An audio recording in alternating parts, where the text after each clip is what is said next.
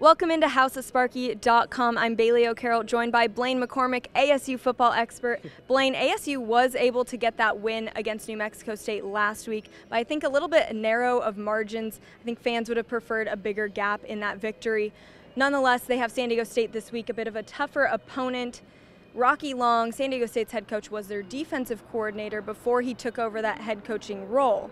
That being said, this team has a very strong defensive mentality. What does ASU's offense need to do to combat that? Well, you mentioned it right there. A defensive set team is tough to beat because you mentioned it. They're defensive set, and all of their minds are on the defense, stopping the ball. So the run game that ASU has been so passionate about lately might be in trouble with this San Diego State defense. Now, the ultimate thing that the Sun Devils have to do is make those short passes. Smart short passes is going to be the key for them on the offensive side. Short screens, you've got the speed of them. And I mean, Jalen Harvey, John Humphrey, they're fast guys. They can combat this. Not to say that the running backs aren't fast, but Kalen Ballage and Demario Richard are going to have their roles set.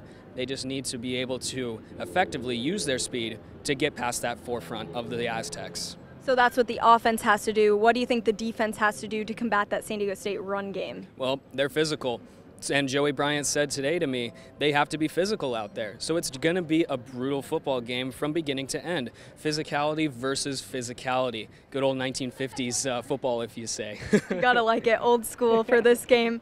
And then both teams love to run that ball. They love to run it. Who do you think, when it's all said and done, is going to come out on top? Who do you think is going to finish with more rush yards? Well, it's kind of tough to say because they both have such a rushing mentality, and the defenses that both of these teams present can combat that as well. Now, to answer your question, I think the Aztecs are going to prove to have more yards on the ground because of the spread defense that ASU has done. Now, in talking with Joey Bryant today, he mentioned that the corners are going to have to be on their game.